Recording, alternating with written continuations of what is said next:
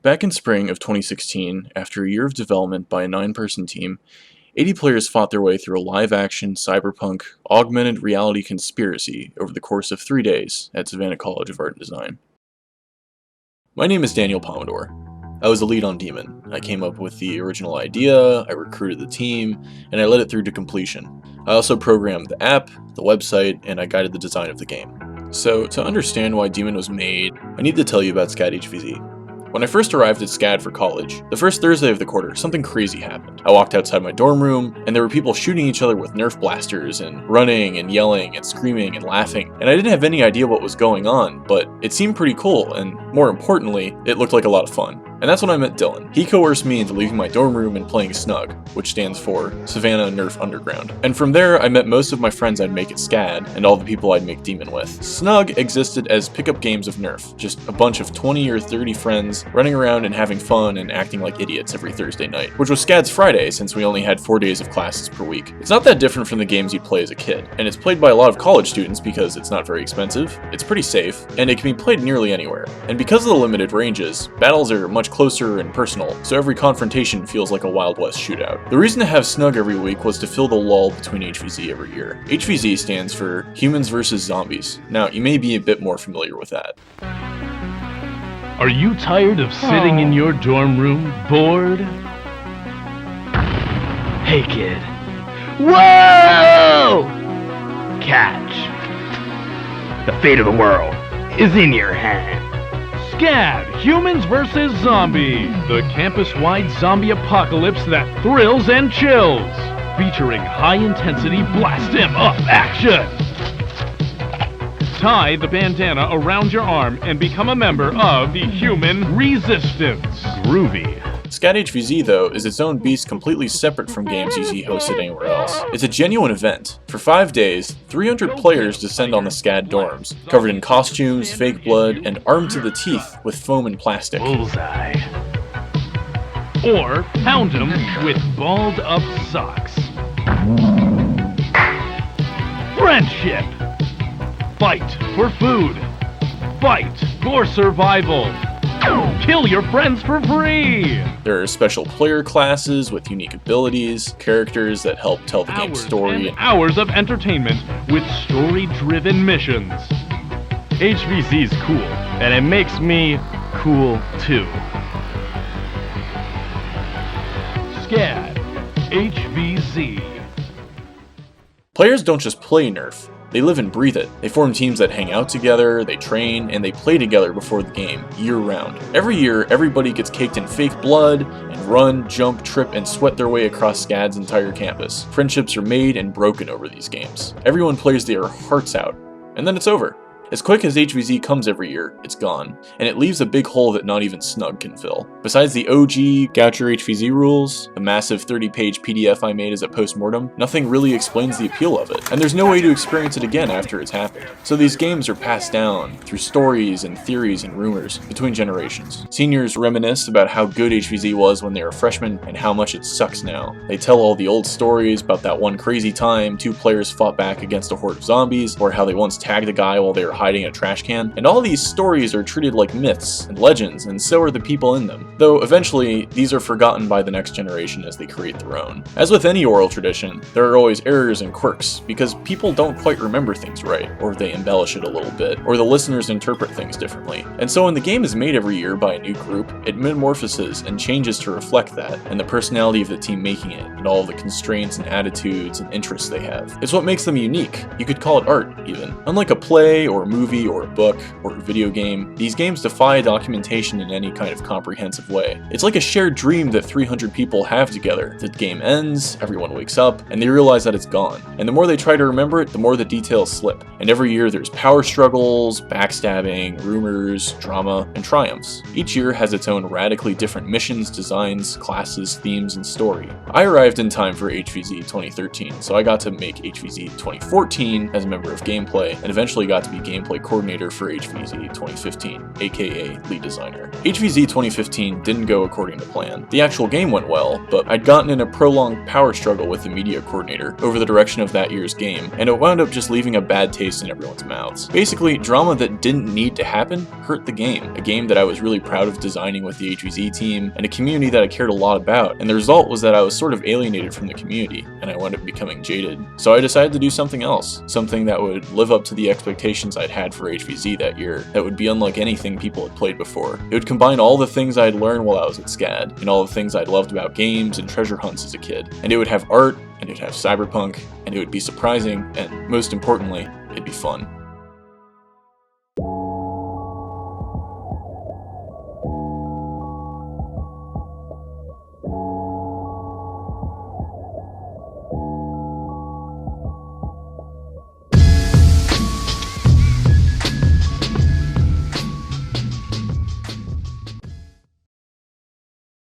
So where did DAEMON come from? 2014 at SCAD was a weird time. We had power outages, school was temporarily closed due to the winter, and we had a massive raging tire fire at the docks that created a large plume of black smoke extending hundreds of feet up into the sky. During one of these power outages, a friend of mine got her friends up in the middle of the night and they embarked on an adventure across our dorm where they were secretly fighting robot alien identity stealing menaces. I didn't wind up hearing about it until the next day, but the spontaneity of how it was organized with a small group of people and the creativity of it inspired me. I was seriously interested in security and privacy as topics to be explored in games. Games where no play area was truly out of bounds, where the player was constantly immersed in strategizing, and as a result the game would have an impact on their lifestyle. Initial ideas were based around QR codes, and players needing to guard one that they wore on their shoulder to keep files or currency from being stolen by somebody taking a picture of it. From there I was starting to check out other ideas, programming, and more. The theme didn't really fall into place until I started listening to Retrowave. Specifically, I started listening to Skull and Shark by Laserhawk.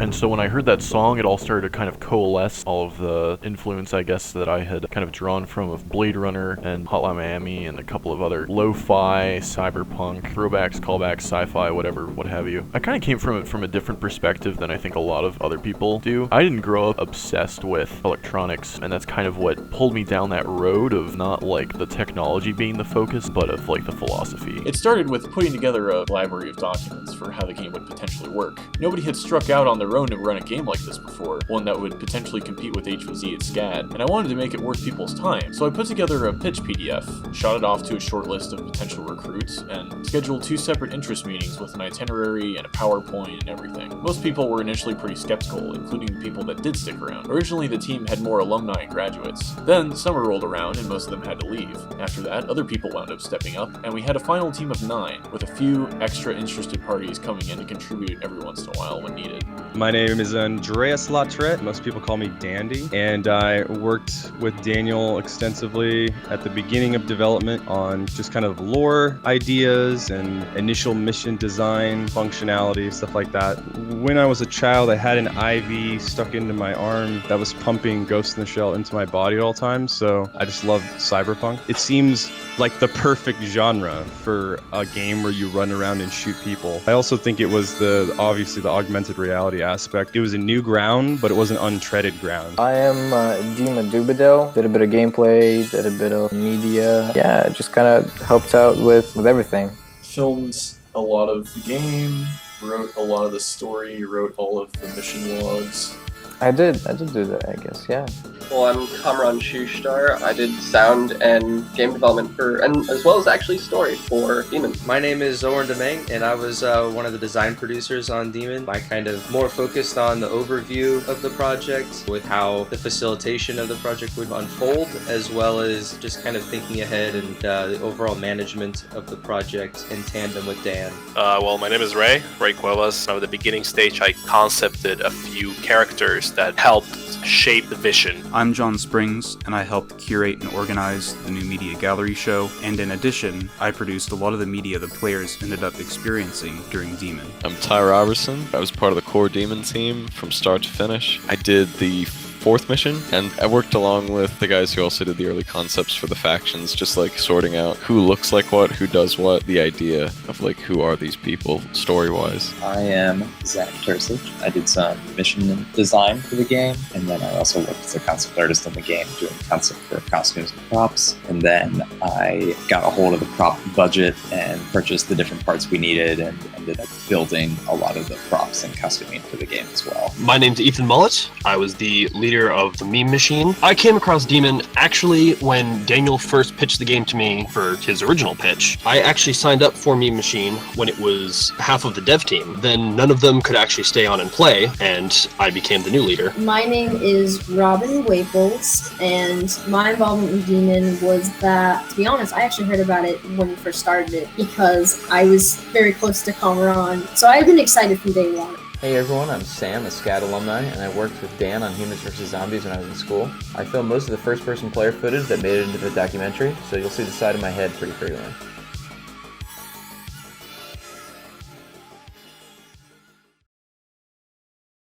Our first meeting that I went to, I think it was the second meeting overall. I came in for a big meeting. We were in the Student Center. We ended up making like a big core development team and even like an interest team, which would do minor tasks. I first got on as like somebody who just kind of wanted to help out where I could, and I eventually hung around until the end of development as a part of like the core team. And I think what just gripped me was like just the concepts and like this idea of doing something that wasn't only very different than what we'd done at SCAD with, I mean, like we had HVZ established and Snug, but just the fact that it was trying things that were like new for the time, like the fact that, you know, Oculus and Vive are like really big, and now augmented reality with phone apps is becoming really huge. So it was something that it's like nobody's done anything like this before. So why not be a part of like a little small piece of history? The cyberpunk elements, the fact that you had a unique story you wanted to tell, and incorporating like augmented reality aspects into the game, and figuring out a good way to do player versus player was all really interesting to me. I remember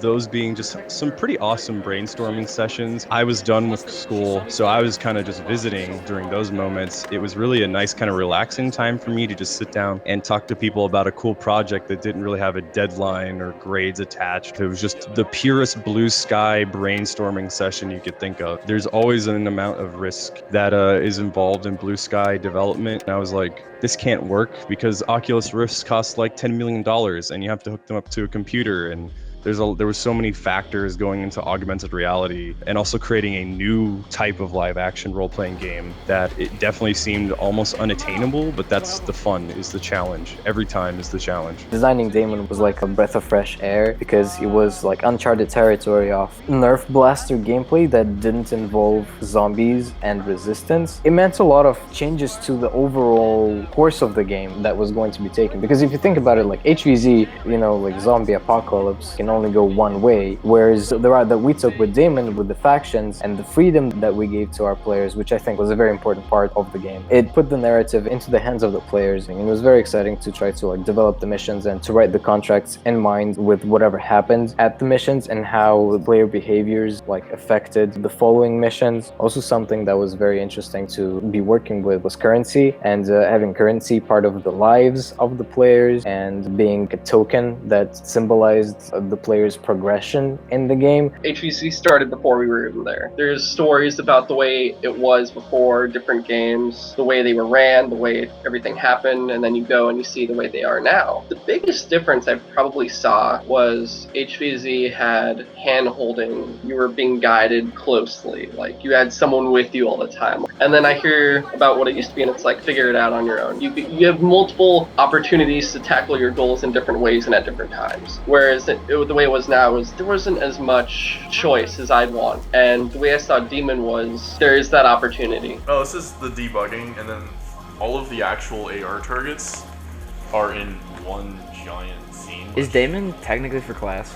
No. In any way? No, not even slightly. I absolutely refuse. It stops being a passion project when you're making it for a grade. I posted on the Reddit page, I was like, yeah, we'll get back to people like soon, you know, or like, I said like a few days or something, and at the time I meant it, but like I also didn't expect the fucking volume of stuff that we got. So you went to like non-SCAD places for submissions? Yeah, I reached out to like all the Facebook groups I'm part of. Like the SCAD, that's where like all of our submissions are from. The vast majority are international artists.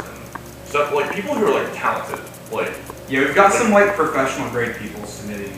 Was there like some specific things you wanted to do off campus that you wouldn't have been able to do here?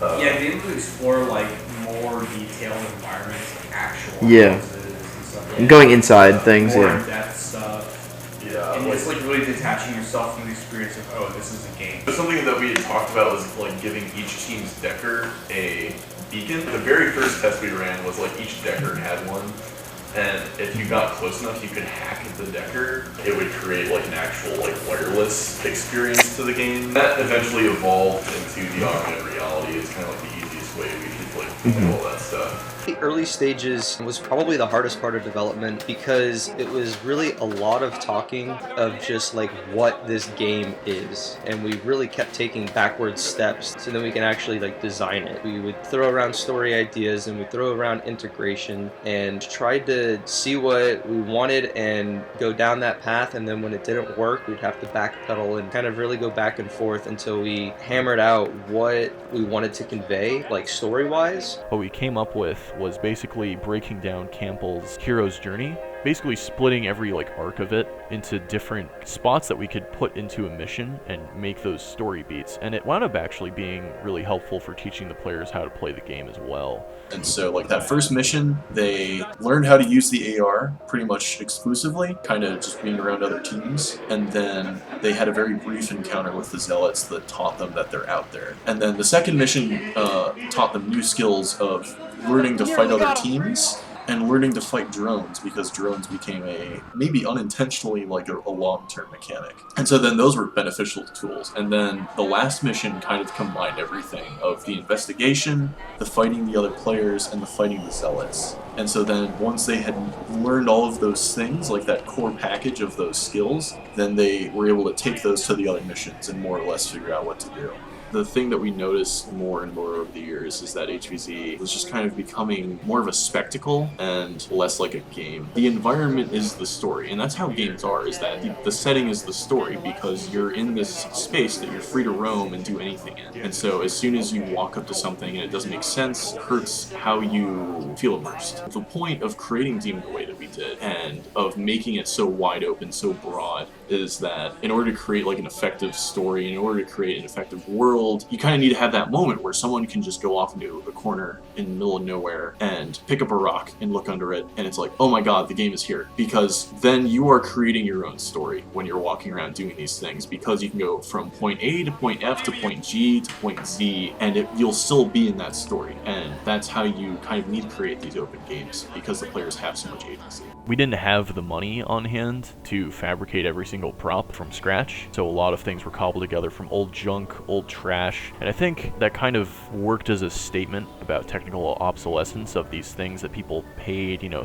$400, $500 for, and in just 10 years, it's garbage, because tech has advanced so fast, but I think also because people's perspectives have changed very rapidly about technology, about what these things are worth, what they care about, and that was one of the core themes of the game as well, was technological obsolescence and what people value and what people throw away. Transhumanism is like such an interesting theme. I think it's a real theme too. It's not just a science fiction anymore. I think it's steadily becoming something we're going to deal with more and more in modern society. With that as kind of the catalyst for me, why I was like, we got to get this nailed down. We got to explore this. When you start exploring those themes in a real setting with real people, you can start to spook them. You can start to make them think a little bit. That's what kind of drew me to that. And I think that's kind of where I wanted to make my mark, is let's have like all the shady underworld dealings that you would think exist in this kind of universe, but also have maybe a little bit of a deeper message as well. Yeah, Nosferatu is pretty dangerous. It's a pretty toasty item. And what if someone like showed up and bought the Nosferatu immediately? I'm picturing a team full of old like Jolson Mavericks running away because there's a fucking Nosferatu, like running away in terror. There's a guy going. Like he fucking rises out of the coffin like Nosferatu. The team kind of didn't understand how the AR was going to work, and that was kind of like the moment when like it made sense. For the teaser trailer, we also used some of that AR, and it was only like a week before we were gonna shoot that you showed us how the AR worked. And when you did, like it all snapped in. Oh, this is how it's going to look. And then like from there, it's like, okay, we're doing this.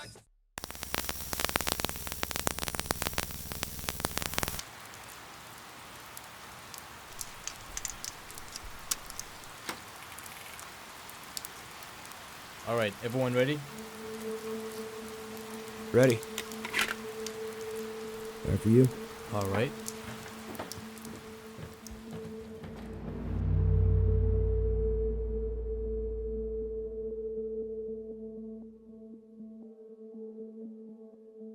Is that thing even legal? Gun license 3, baby. Come on, let's move it. We're against the clock.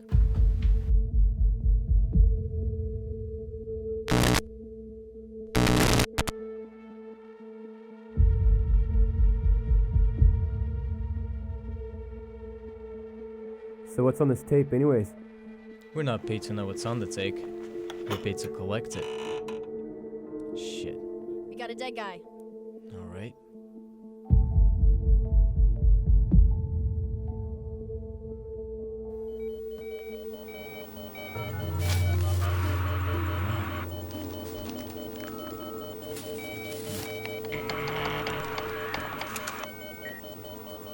Squad's already been here. And another squad's on the way.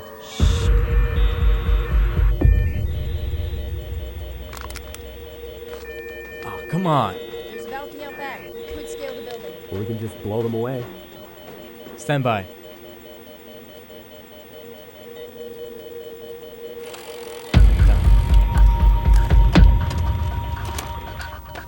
Move to the balcony. We got it. This way. Let's go. To the stairs. Shit.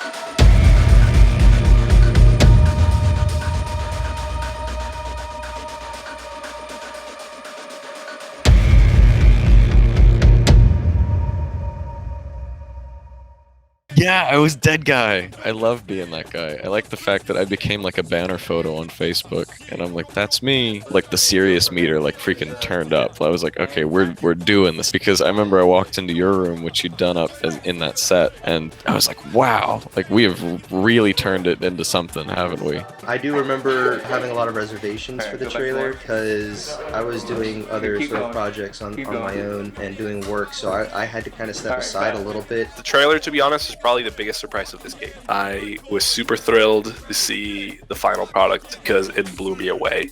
Everything felt like we, at least on my part, was kind of thrown together at the end there. A lot of the actual concept thing happened the day before the trailer was shot. I kind of had a rough idea of what I wanted the cells to look like. We had talked about it. We had kind of created guidelines as to what each faction were supposed to look like. We had designed overall rules that kind of guided the visual aesthetic of each faction, and so when it came time to put the guys in costume for the trailer shoot, there wasn't a concrete concept as to what these characters were going to look like. There was just an idea. We very specifically picked the guys that were in JFH because we knew that they had military gear. Same thing for the guys in TRI. We knew they had to be like black and like very spec ops looking. And then we're gonna provide them with these scarves that, like I said, we brought the fabric at Joanna, and then we drew triangles into this fabric, give it a polygonal look, I guess. And I remember we were doing this on the morning right before we started shooting. But yeah, no, at that moment when we finished the trailer, I was like, shit, this is gonna look awful. The post-production was great. They got the camera effects on it, everything, and the way it was shot, I thought it was fantastic. In large part, that's thanks to John. And also the fucking score from Nick. Yeah, I also think that the shooting it from the headset of the Decker was fantastic. It really kind of compensates for a lot of the bad production quality. There is a lot of duct tape that was used. A lot of duct tape. It was the moment when we looked at the app, and it was actually probably the shot of the trailer, and it just worked so well to Dan's vision and Dima's vision that they got just so giddy that it got all of us pumped, and we're like, wow, we actually did it. And after we kind of went through it and we saw that glimmer of hope, like everyone got uplifted. And then when the trailer actually landed, it worked to the effect. And it kind of mimicked what we did in the beginning, where we were trying to hammer down what like this project was. And I think at that moment was the first visualization of it. Oh, I loved it. I thought it was really cool. And I was also really impressed by a lot of the effects work and the AR stuff being real, which was really neat. You know, I don't think a lot of people actually knew that. I think with stuff like that, it's always like the announcement to the public that makes you realize that it's happening, because when you've announced it, there's no way back. Before any of these games, you have opening night, and then you have the actual game. And opening night is necessary because you need players to come sign up who are like interested in playing the game, and it's kind of this big attention push. You need players to get all the equipment they need. In this case, we had bandanas that showed other players that they were playing the game. Teams needed to kind of come together and meet. We needed to hand out safety waivers so that we weren't legally liable if somebody, say, like fell off a balcony or something. The last and most important thing is explaining the rules. Hi. I'm Andy Dream from Personal Presentations GmbH, and with me today is my best friend and personal assistant, Artificial Intelligence Knowledge Navigator 3.1. Hello, how are you? I'm fine, thanks. Together with the Demon Committee, we are proud to show you this video presentation to the augmented reality game Demon. So it was great because it got everybody, including me, into like this really loose and like excited mindset with like Dylan reprising his role as a trailer guy. Hello, SCAD students. My name is Cliff Costin. Do not worry.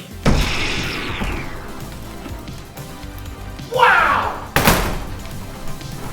He's from the future. 2020. And for him to go up and make to be the main character of another one of those trailers after having done them so much, that for one was like, that got everybody back in the old school, like, oh my gosh, it's like freshman year all over again.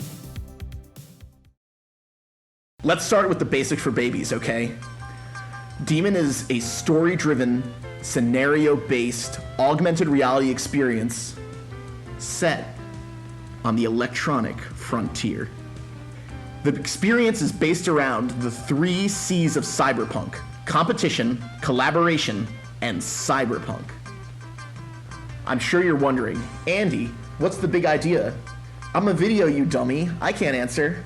But let me tell you, basic gameplay goes as follows. You and your fellow cyberpunks are going to split into fire teams of 5 to 10 players, work together to complete mission objectives, and even go toe-to-toe with other teams using Nerf-style foam dart blasters. So I know what you're thinking. Andy, where's the money at? Where's the big bucks? I want to explore the electronic frontier and make billions and billions of dollars doing it. Well, let me tell you, you can't. But you can win charges. Charges are basically demon dollars, the currency used in Demon, buy upgrades, better gun licenses, cool stuff, but they also serve as players' lives. At the start of every mission, each squad will split up their charge cards between themselves to determine how many lives each player has. Life and stun life. What does it mean? You get double tapped. You're out for a minute. That sounds like a lot. And there's a lot that goes into it. So let me break it down for you real slow. Players have 2 hit points per charge card. 1 hit point is lost when you get hit. You have 5 seconds to move your bandana from your head to your neck. The bandana on your head signifies that you still have both hit points. Once it is on your neck, that signifies to other players in the area that you only have 1. Lose 2 hit points means you lose that charge card. Please bring that directly to the nearest moderator. You are then stunned for 1 minute. After 1 minute, you may respawn and enter the game. All these rules wearing me down. Nothing gets Andy going like a nice afternoon conversation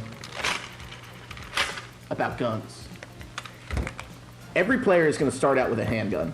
Like, I'm talking something for babies, like an idiot baby gun.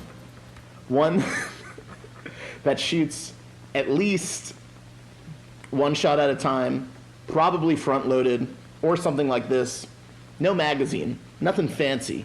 I'm talking real guttural. If you want something better, you can buy a weapon license to upgrade your blasters throughout the game. There are multiple tiers of weapon licenses, so you can get really creative on how you eliminate your enemy. So, I just answered a question for you guys, but now I have one to ask you. Let me show you something. Is this a briefcase or a blaster? Well, let me tell you, this thing's lethal and ready to roll.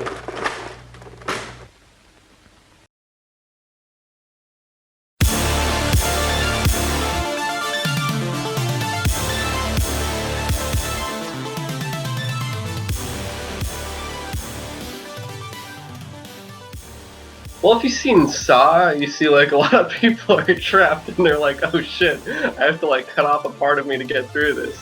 It was basically like that in my mind where I'm teetering back and forth like, oh man, this is about to happen, we're about to pull this off, this is gonna be crazy. And the other half of like, this is all gonna fall apart, everything's gonna screw up. How are we gonna do this in a week? It was constantly, literally like 20 seconds would be one way, 20 seconds it would shift to another. And like every 10 minutes, every day for like 7 days. How about we just give them a bunch of unfinished props, and if they pay me enough charges, I'll finish them.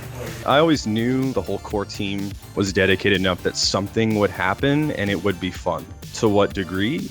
You know, that's always, once crunch time comes around, you never can really know until that moment. I more or less didn't sleep for about 2 or 3 days. I had to code the Facebook sign up part of the website, the app, so that we could have players, sign up and get emails about the game and everything, and actually be able to use the augmented reality throughout the game. All of the class props and all of the mission props just kind of like came together like the night before we actually run the game, which was also fun. We had everyone come up, like everyone and their mothers, well not mothers, but like everyone and their friends came down to help us build the props, which was great. My house kind of looked like a bomb went off in it. There's pictures of it, of all of the trash, all of the food trash, all of the props, spray paint, cut up foam, old tech parts which were scavenged out of cars in a dump by Zach and Dima. I need a lot of I need the giblets. I need things to strap onto them to make it feel used and worn and gritty. And she's like, oh, the perfect place is this junkyard.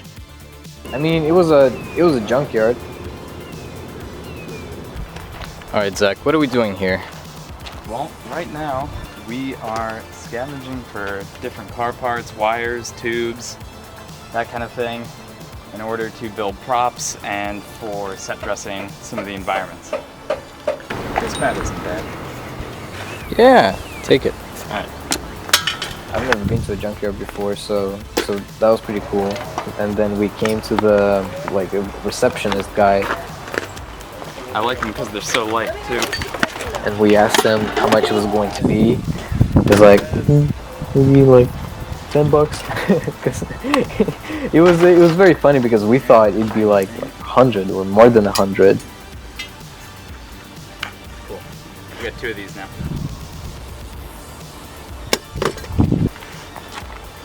Taking seatbelts out of a car. They might be good impromptu straps. Oh, hell yeah.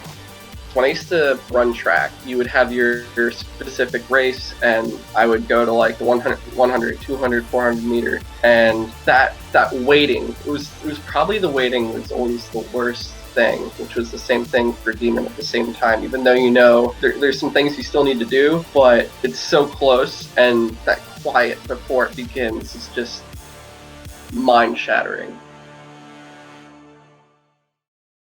Demon had an involved story that was uncovered and followed through completing missions. In a near future Savannah, Georgia, several groups are vying for control. Players were able to interact with and work for several different factions. TRI focuses on AI and software development, and make plenty of use of all the personal data, metrics, and information they gather from Savannah's citizens to further their own aims, whether those citizens are aware of it or not. They are responsible for creating the augmented reality app used throughout the game, and are in the process of completing a secret AI research project.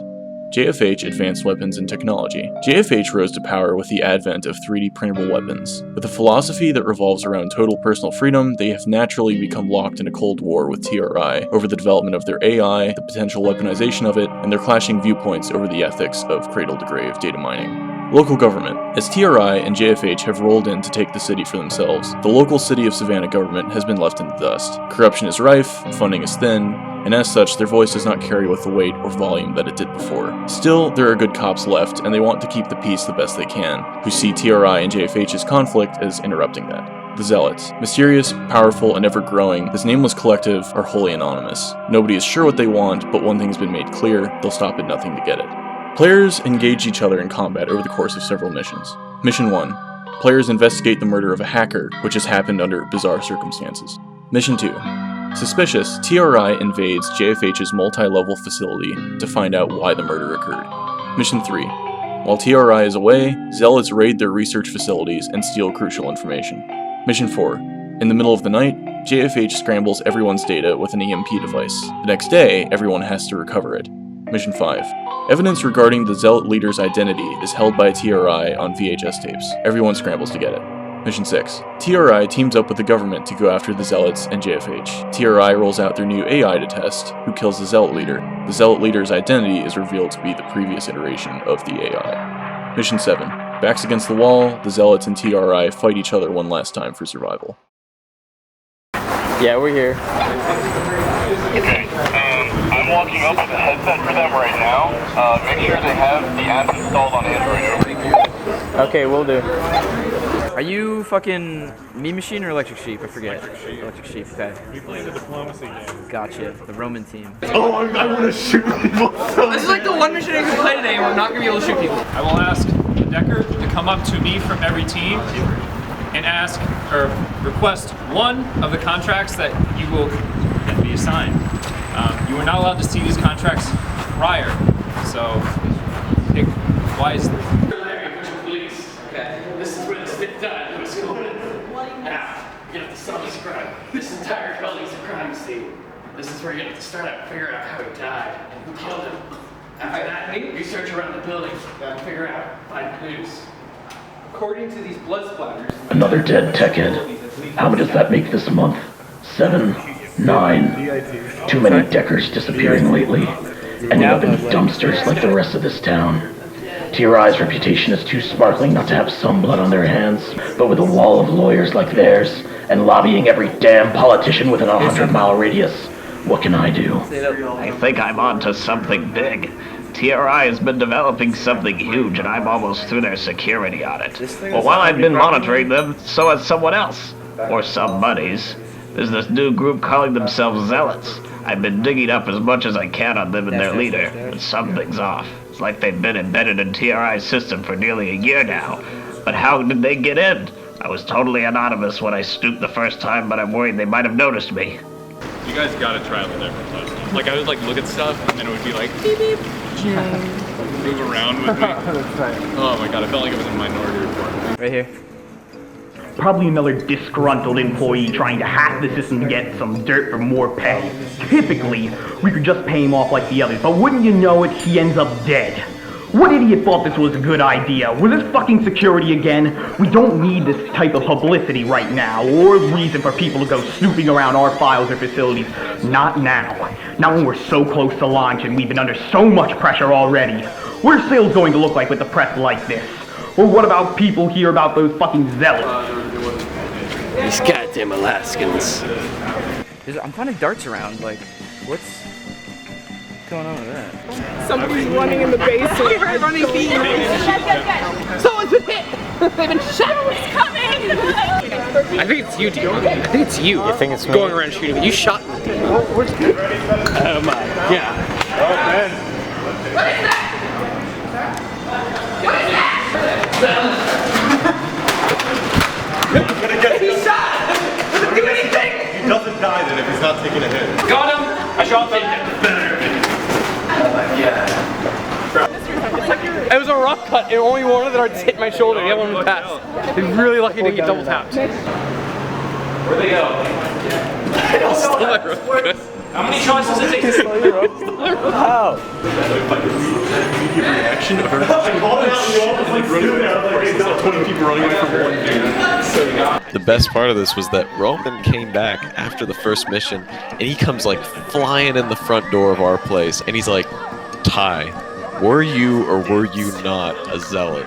Was that you? Were you one of them? And I was like, one of them? question mark? Like, what do you mean? Like, it was Zach, but I didn't say anything else. And he's like, dude, there had to have been at least like 3 or 4 of them running around. Yo, Ethan, this team has What are we bribing them for? If we bribe the team that didn't get the last thing, we can like have them pay 5 or 10, and they'll get 65 total. We get some and they get some. Did we get all our things? Yes. Oh, we did? The location. Oh, cool. Hey, I didn't know we got everything. No, don't talk to my decker. No. Don't talk to my decker. Hello. The phone has died. No, it hasn't. Or it's on low battery. It's low battery. We have pictures for sale for 10 charges. You get to complete your mission. You get 65, so you're still in the game, but you give us 10. You got like 4 zealots here now, dude. I'm not in charge of the charges. Who's in charge of your charges? No, you are in charge of your team's charges. Everyone has their individual charges. Yeah. That get pulled together. Listen. You already are in the game. We're listening, go ahead. You're going to be in the game. Oh, let them talk. All right. What's up? Go on. No. Okay. I mean, no? All right. First one. This is the money mission, Dima. Oh my god. I heard Officer Larry is very fond of surges. He is? Wait, what do you think? What do you think I'm here for? Actually? Yeah. Oh my god, these fucking kids. It felt a lot more as if our actions really mattered to the game instead of, you know, you make it or you don't, and we'll give you something at the end for making it through, which was a very refreshing change of pace. Right back. What do you say? You'll be right back. What? What? For how much? Why the hell are you extorting them from me? It's not my surge.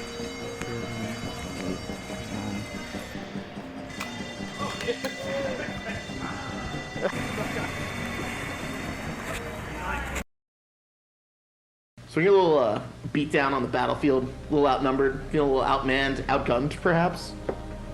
What are you gonna do? Get some special equipment. Literally outpace the enemy. Buy a class. Earn a class. That will give you unique abilities that give you the edge on the battlefield. Those sound pretty great, Andy. Yeah, they do. Duh. You can buy them from black market dealers skulking about trade areas. Found in dark alleyways with a trunk full of contraband, these boys and maybe girls will hook you up. Classes, upgrades, and other goodies can be bought with charges from black market dealers. You can buy a class or rent it for one-time use, and once you have the base model, you can also buy the upgrades. Knowledge Navigator, my close friend, do you mind filling us in? Okay. This one right here, you get free of charge. This is the crux, the baby boy, the crowning achievement, the Decker. It hacks, solves puzzles, and digs up clues. Man, I would feel like a real cyberpunk wearing this. Andy, how does it work? What? How does it work, you say? Let me demonstrate. You have flaps on the top and sides that extend to fit the size of any smartphone. So here I have a nice Samsung Galaxy S6. I'm gonna slide that right in. There you go. I am in the electronic frontier, just like a real cyberpunk. Wow.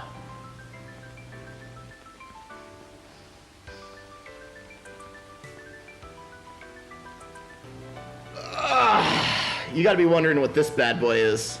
Let me explain it to you. This is the Marksman, a strength-enhancing nano-techno arm that will give you more power.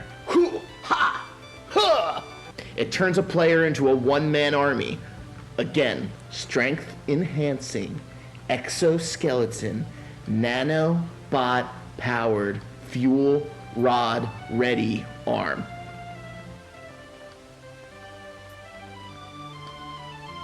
The harsh exterior of the electronic frontier sometimes requires a little bit of extra protection. This is the exosuit. Take point with this sweet chest and arm armor. You can take more damage. Nice. The path of war is not always the path best taken. Sometimes, a more peaceful approach, the thinking man's approach, is the way to go. The extra charges provided by this hood will enlighten your path to immortality. And, once activated, it will hide your sinister gaze. Use this class, the Recon class, to scout around and spy on your enemies.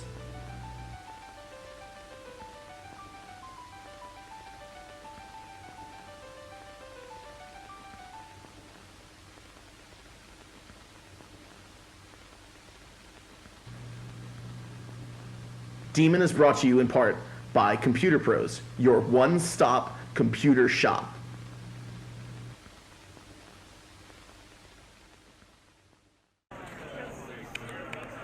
Where the fuck is she going? Okay. So. Oh, wait, hold on.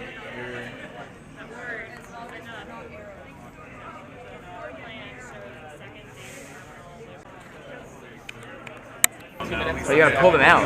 Okay, like physically. Okay, yeah, I don't know, like physically manipulating other players is like not a thing in HVZ, so that's like off the table. Do you have to pay extra for it? No, okay, so I want a left-handed robot arm. They can be either.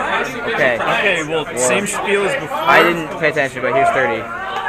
But here's the special thing. Is this colored? This is the standard 30. This is your standard silver Okay. finish. This is actually the old prop. This is brass plated nice right here. This is going to be 45. Well, what if I give you 30 and you just give me this one anyways, because it'll fit me better? Because look how fat I am with all this shit. Yeah, we can do that. Sick. Remember guys, watch your fire, keep touching each other. Your assets will be frozen, guys.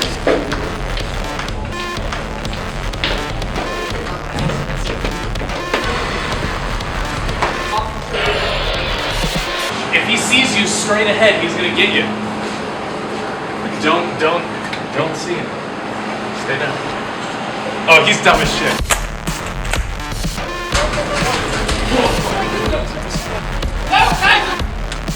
What are your thoughts, Timo? What's going through your head right now? Beep, boop, intruder, alert.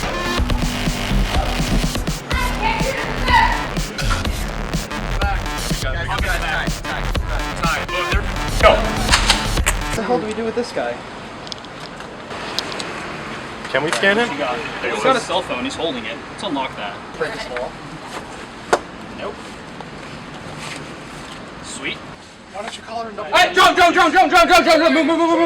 move. Close it out. Wrap the neck around the arm.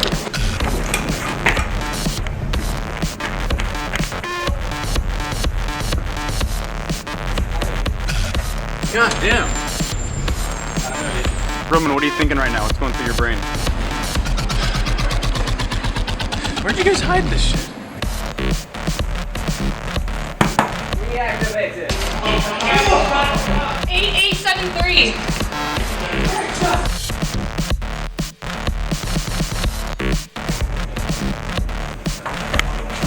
How do I bring you to life? Can I bring you to life?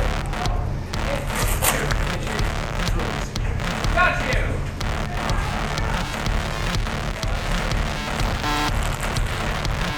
Thank you. We'll see the motion.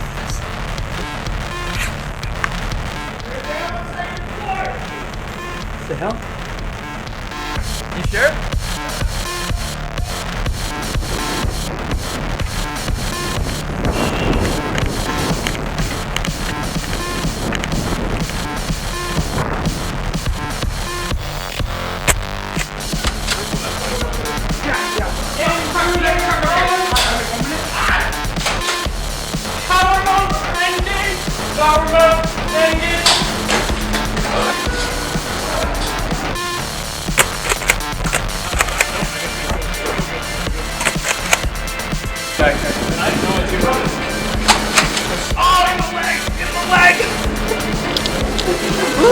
This is so much fun. How did they get up here so fast? They're the defense team. They're the other contract, guys. Oh no. That's so metal.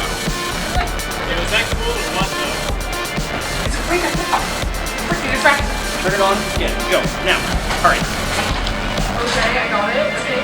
Did you? Okay. Yeah, that's it. Go on, 5953. Yeah. Go, go, go. You guys can go. Go up, go up. Retreat. Yes.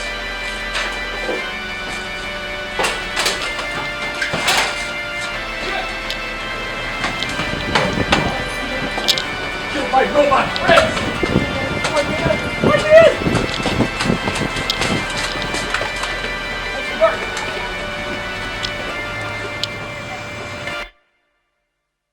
Robin with our hit squad. Oh. Alright. No, hit the ground first. Okay. Yeah, ricochet. That guy's going.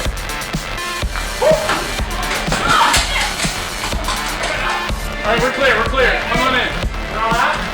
You down, buddy? Alright.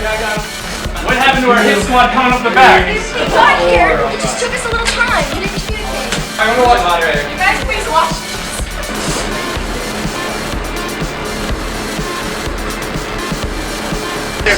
Careful with the stairs.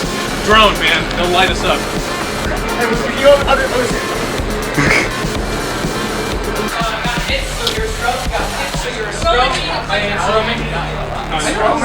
Not dying. Robin, look, you have all your lives. No one died. No one died. Nice. And you were eating? I didn't want you about You were sweating and bullets. Yeah. I have never had that much fun in my life. Oh, good.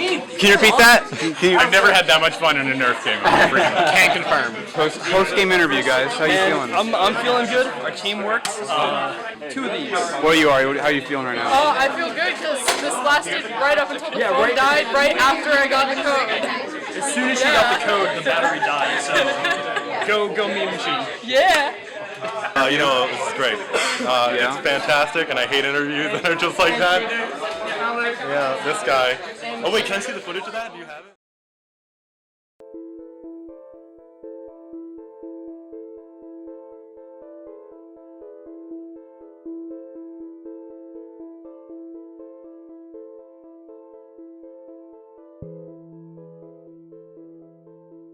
What's this? Chip left. Log Holloway Avery, date April 5th. The leap conversion 0.4 to 1.2 is obviously enormous. So our next week we are pleased to tell you that you will be joining the core operations from the TR and R&D site Alpha. Congratulations. Running caustic, whatever. Hey! I can't believe they included that. I just can't take it anymore.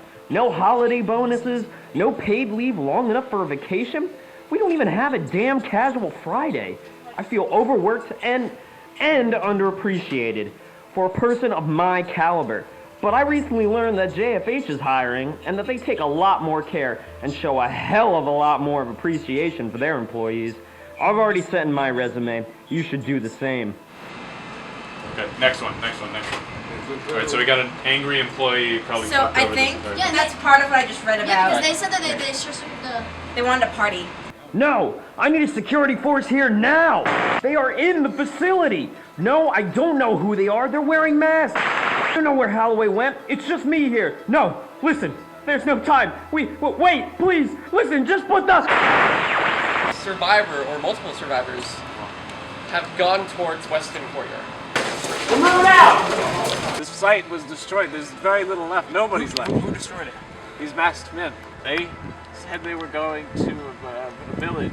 Is their base? Is nearby. Boundary? There's boundary. We can't go to nearby. Boundary. Is that close? Yeah, the boundary's pretty close. That one? It's in the call for a rescue squad or something. My leg is broken. You just hired guns. You just paid. You don't know what we've been working on. You're not paid to know what We're working learning on. about it though, gradually. It's a part of our job. We're good. I got a promotion from Mr. Cave. I was working on the AI project. It was version 2.0 and they just So the last one. Knowledge Navigator? No. Knowledge Navigator is old technology. Half the amount of firemen's carrying the boundary of this. And we're clearly not supposed to. But like, what would they do if we did? We're gonna take you to Boundary. No, I can't leave. I can't leave. I wasn't asking you. Now let him go. Alright. If they ain't paying us, then why would we shoot this guy? Well, because Who's gonna buy that dart? Who's gonna buy that dart that we're gonna put him down? We can talk about it on the way to bed. I'll do it. Hey, how many witnesses? Stop it! Go! Go! Go! Let's go. Anyone else? Move it. Don't trust the next group. If you can, run. Tell me everything. Not afraid to die. Have to do better than How that. about pain? I would like to get out of here. Yes. Yeah, we're leaving. He saved me. He saved me. We can either split up and check all 3 buildings, or we can fucking group up and do it all. There are zealots. They're running around in one thing. Well, the zealots are right there, so let's take care of them before we. Movement on the right. Okay. Well, let's hit these ones and just kill these ones, so we don't have to worry about them. There are 3 jammers located around boundaries. The only way we stop them is if Deckers go and disable them. We got real fucked up by a couple. Where were they? All 3 of them were in there running up and down. Did they kill people? A lot of us got hit, and I think one of us got mega blasted, so I think we got one. Okay. So which building were they in? This building. Oh, I see them over there. Yeah, they're coming right out. They're strapped, dude. We tried fighting them, dude. They're like kind of they're like Agent Smith. Gotcha. I'm not near. You know, I don't know what their rules are, but usually if you shoot them twice, if you double tap them, they walk off and then come right back. Really? Whoa, sorry. Ah! You done? You're dead. No, I think it's There, time. is that them right there? Yeah, that's them. Hey. Guys, we gotta go now. Yes. Watch it! Watch it! This is enemy!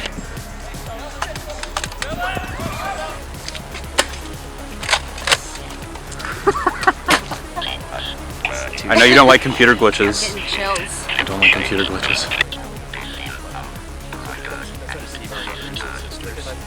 Okay. They don't have the sense to flee when they see us. Don't let them deceive our brothers and sisters. We cannot let them find. How long do they? Find us. Find us, probably. Sounded like. Or kill us. Eyes, eyes. Fun. Sentinel. What? You lay down your arms. What's going on? Give me a sec. All right, well, fucking put down your pistol before more people.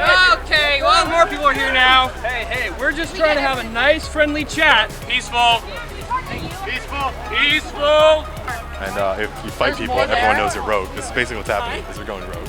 People are going to go rogue soon. I'm feeling it. Roman, you want to tell me what's going on right now? What's going through your head? Wait, what's wrong? What's going through my head is you can blast all those guys over here. I know, I do really want to. Let's finish this mission, blast them, and get out of here. We have to be here to turn it in. No one told us anything, dude. It's like, why'd you guys What's the leave? code? Is your phone number. No, what's the code? What the fuck are you Did talking you go to about? the jammers? Okay. Is that it? Yeah. Alright, what am I texting? Well, I guess you're texting 851. Zach, there's a mega dart for you. Yeah, sorry guys. Upgraded EXO. Including the whole thing, the whole The package. whole thing, all of The them. whole package. Well, I got a 50 stack right You here. got a 50 stack? That's Yeah. actually a nice 50 stack. Right. We'll do that. All right, sick. The EXO gets 3 hit points, and whoever holds on to that also gets 3 hit points, but there's a 10-minute cooldown. These 10 is a collection of your data and Oh, other these players. are okay. Yeah, these come out. It says TRI or JFH on it. So we have to run over to the other ones and pull out the ones, that and are look at the JFH. ones and No, see no, which and ones no, say we can bring them GFH. back. We can take them back here.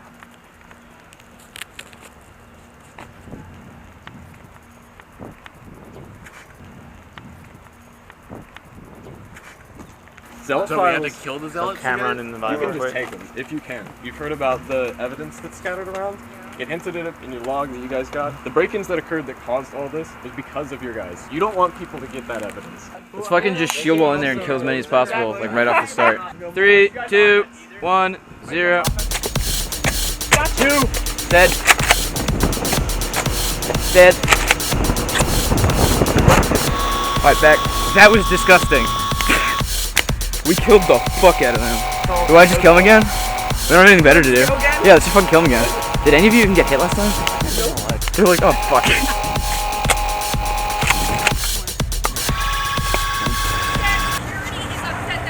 Hey, hold on. Hold on. Yeah, time right now. Scat Security's mad that we're back here? Did you hear that? Yeah. Who said that? Someone who lives in. I don't think that's true because we talked to security before we did this.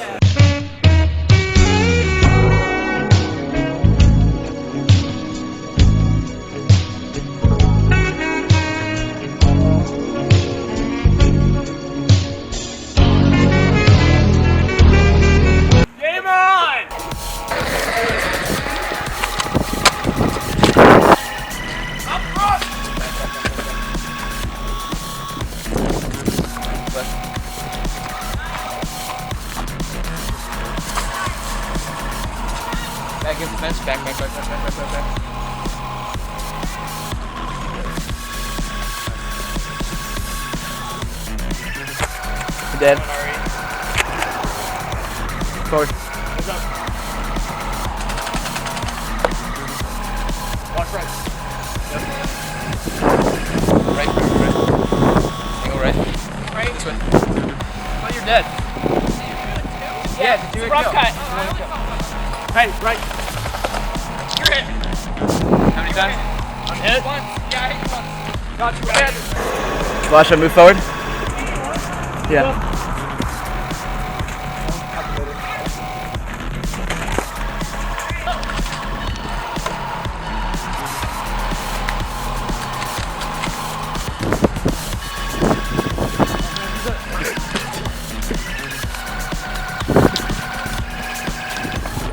Gotcha.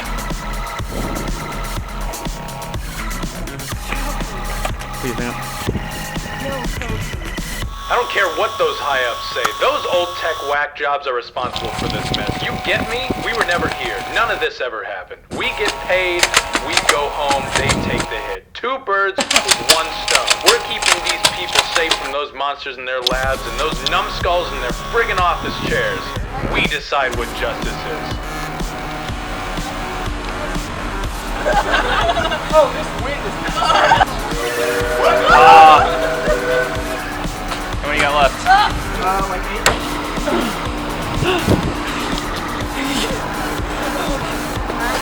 Did you just shoot? No, it was pretty close. Okay, alright. Cool. Yo, Ethan. Very true. You good? Give me 6 instead of 5. That gave you 6, didn't I? Oh, damn. Which is worth more, nulls or enemies? Doesn't matter. He's gonna hold it at him like a blaster. Stay back. So shoot. Hey, don't you miss. My finger's on the trigger. I was like haggling with him and I said like, yeah, the full riot shield. And the price I haggled for, I didn't even realize we were getting this. I was just meant like the big full. What? I meant literally the full shield, not like the full class. That's how much did you get it for? Pretty good deal. How much? 50, the whole thing. What the? Big grand. That went really well. That did. Yeah. We kept all our pieces. Even in the attacks, we killed more than we lost. Okay, so yeah. So 14. So 14, and 4 of those are your native files. Okay. So we got 120 from just that mission. Really? Yeah. Story going into Daemon and gameplay going into it is just something different so far. It's been great. Words for the doc. This is That's all I have to say. One of my favorite games that I've ever played. It makes teams like think harder and makes teams do things that you normally do in other games here at SCAD. I enjoy like the tight-knit groups that you don't normally get to see. And those tight-knit groups, I feel like are just growing and you get like tighter friendships with people that you wouldn't normally know. I like shooting people. Is that it? Yeah. Just like shooting people? Yeah. Would you say you're like a killer man devil? Absolutely. Nice. Yeah. With the Zealots, the concept of it came as a base of myself. I always have a hard time letting go of things in the past, and it's hard to look at the future as something bright, where with the past you can live with it happily and not really think about what comes next. And with the Zealots, it's the fear of distrust in technology and really lack of belief in humanity. Basically, players are corporate goons, they're mercenaries for hire. All of the factions are corporations, with the last one being the Zealots, who are like the true cyberpunks, but you can't work for them and you can't take missions from them. They wound up affecting the story in their own way. Most cyberpunk fiction is about like mercenaries, about money trading hands and everything, but you know, you're not playing as the good guys here. You're being manipulated by a system and you're just basically doing things for money. And so they kind of become your friends like throughout the game. And that wasn't intentional. We were supposed to terrorize the players the whole time, but players, you know, walked up to us, they talked to us, they wanted to kind of be our friends. I think that in that same sense of like we were terrifying, like they found that kind of cool, that like that sense of like, oh, these guys aren't obeying any of the fucking rules, like I want to be like these guys. I find it also ironic that a lot of players wind up just bribing us throughout the game with money, so that almost plays against itself. The first time running out there as a zealot and literally just shooting into the crowd, there were more people than me who were better armed than me, and all of them ran. It was cool because that sense of mystery that players had no clue of what you could do as this mysterious faction that they just knew kind of existed, so that when you showed up and it terrified people and you didn't really do anything, you like rounded a corner because you knew that amongst the players themselves that they had hyped it up. They saw a zealot, they shouted. Everyone knew there was a zealot there, like immediately. And you had like 3 people watching you, and you're like one guy. You can't even do that much. But the fact that they like reacted so strongly, yeah, these guys are a serious threat. I'm glad that they didn't overwhelm the player interaction. I felt like it was sort of a good chaos causer or addition to the game to kind of move people out of cover or make people engage with each other or have something to do. One of the like catchphrases of Cyberpunk is high tech, low life. You have this amazing technology and then you give it to like your everyday like scumbags. And so, that's kind of where the Cyberpunk comes from. People, they play Demon and they still, I think, identified with the Zealots in a lot of ways. I think especially the idea of just like, I want to destroy it all. I like anarchy. It feeds into kind of the prevailing internet culture, but also like sickness of dealing with systems and stuff. And so it was so interesting to see that like even though we pushed people towards corporations, towards these, and we didn't let them play as the Zealots and stuff, people still were just drawn to them. One of the story beats that I enjoyed the most when it was kind of proposed was you're following this AI who is kind of discovering for itself its actual origins. I think that kind of relationship is very interesting to explore. Watching the players interact with the Zealots, I think, was very interesting to see because they're almost these like kind of horror-esque beings when they kind of enter the battlefield, to where they can take so many types of shots, but their shots are just more lethal, and so there's definitely some caution that needs to be brought to them. And because of their attire and masks, they definitely give a ominous feeling towards them. The Zealots logo evolved from being a fist clenching a floppy disk to finally being a fist in the shape of a floppy disk. The Zealots look is something that we can actually thank John Springs for. He gave us reference for some different artists. One of them is this artist slash fashion designer named Adam Harvey, who made a line of clothing called Stealthwear, which is geared towards camouflaging thermal emissions that you give off, basically preventing you from being seen by drones, thermal cameras, or thermal vision. The other thing that Adam Harvey designed was anti-facial recognition makeup. CV Dazzle is what he called it, and it was these different hairstyles and makeup streaks to basically prevent you from being facially recognized by software. We try to mimic that pattern and that styling for the Zealot's mask and the Zealot's clothes, the thermal camouflage being mimicked in the Zealot's white that they would wear, and then the makeup being incorporated into the mask designs of them always being asymmetrical and being black and white and just kind of being randomized so that none of them look the same. It wound up creating this kind of cool uniform look where anybody could tell that you were a Zealot, but everybody also had their own individual styles. The Zealot leader's mask was chosen kind of on a whim. We were cutting up different masks and trying out different things. Originally it was going to be a black mask with white patterning, but the mask we wound up going with just was more iconic, and we were also able to hide makeup under there in case we did do a big reveal, so that wound up being useful. The reason we chose these things, if you were going to try and avoid modern technology in this day and age, just in like a quick and dirty and cheap way, how would you go about doing that? So that's kind of why we designed the Zealots' clothing and their appearances the way that we did.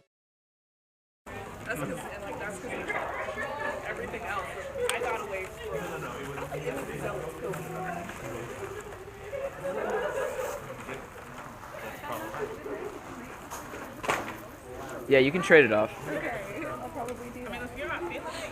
What about high five? What's going on? Go! We should start!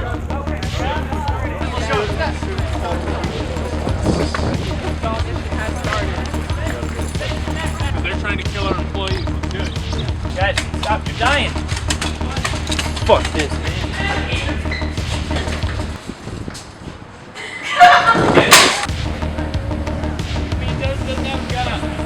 My team doesn't really know this about me, but Alright. I truly support the Zealots' cause. You got me? Sorry, hold on one second. You go, girl. You're just gonna go watch it, or do you want to help?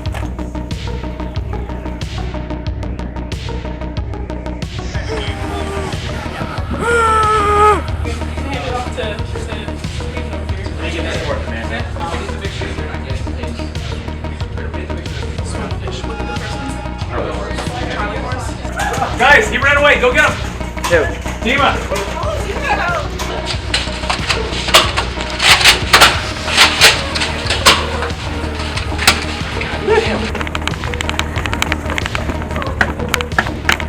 Roman, have you seen any tapes yet? I wanted to, but everyone's like cries every time I leave. Why am I chasing you? Are you showing me where tape is? No, I was running away. TRI will protect you. I need that person. Let's wait. What do you guys have to do with it? Run.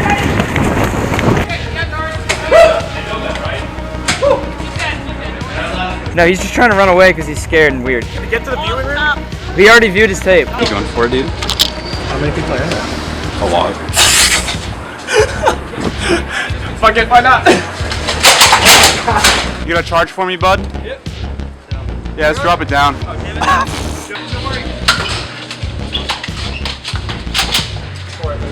Yeah, I know. Hit.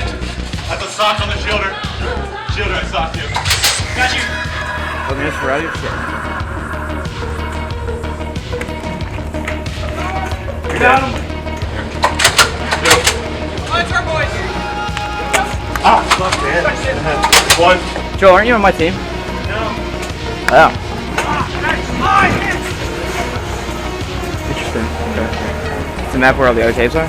Each piece of paper that you see has a different tape location. We So found one over right there, which was upstairs. Dima got the tape from somewhere else. The one that I just got was upstairs. How many were there that we got so far? We got 2, but then I took my third one. JFH has a hostage. Yes. We want the hostage. The JFH meme machine? You can have this tape. Okay. You go straight up here, they're in the back. They're watching the hallways, but they're not watching the corner. Are you gonna help us attack? Yeah. Hey, let's go. Now. Get him! Don't let me get you. Go on. Get ready. And I just like run into like the laundromat. Look at this! I was like just so pumped, and I was like off of adrenaline run and stuff like that. And I think my favorite part is like they put the 2 VHS tapes in, and they had already watched them.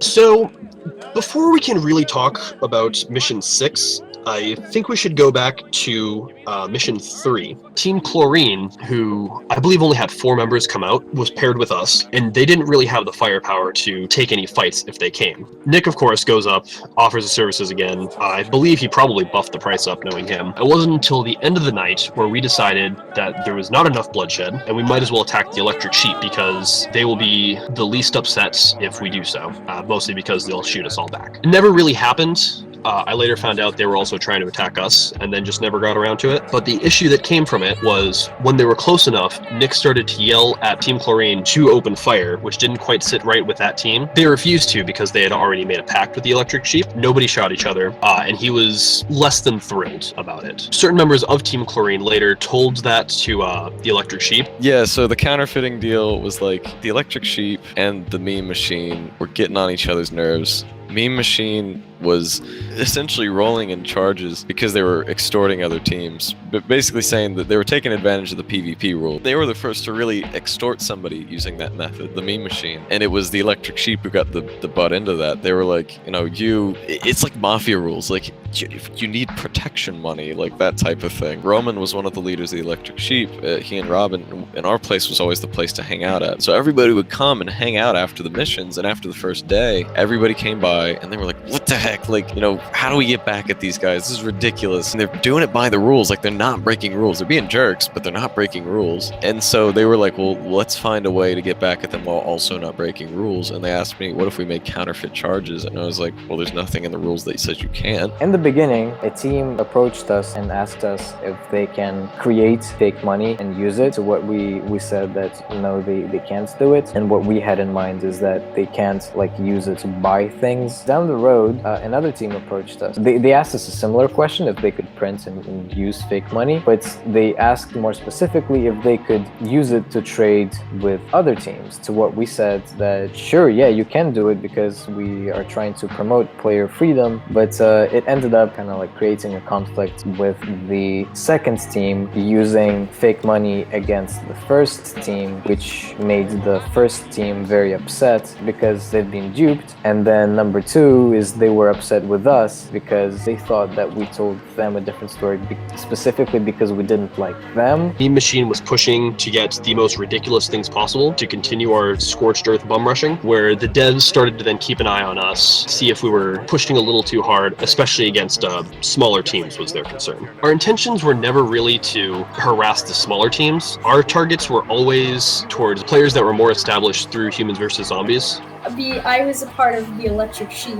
We stood for literally just having a good time and running around, and we would help like all player base. As Roman would say, he was the law, while the Meme Machine, I would say, they were more into the exploiting the game, which is fine. That's like all their technology. But I do know that like some other players would come up to us and be like, "Oh, they're taking all our money and stuff because of this, that," and it could have even been not even that much. They could have been like exaggerating, but we're like, "Oh, we can't have that." So then like this rivalry started. I think it also became about because these two teams were like made up of the best like HVZ players. It just so happened that the Electric Sheep had like a strong player base, and then the Meme Machine also had a very, very strong player base. I would say actually the Meme Machine's team is a lot stronger than the Electric Sheep. In any kind of tight-knit community, you have people who disagree with each other, and just the Meme Machine and the Electric Sheep player base, and even the creators of the game, and there's already kind of like a split. My only concern when doing that was that they felt like they were being targeted. That's people. I liked how that it was exploitable. You were mercenaries, and you just didn't give a fuck about someone else sometimes. It wasn't supposed to be like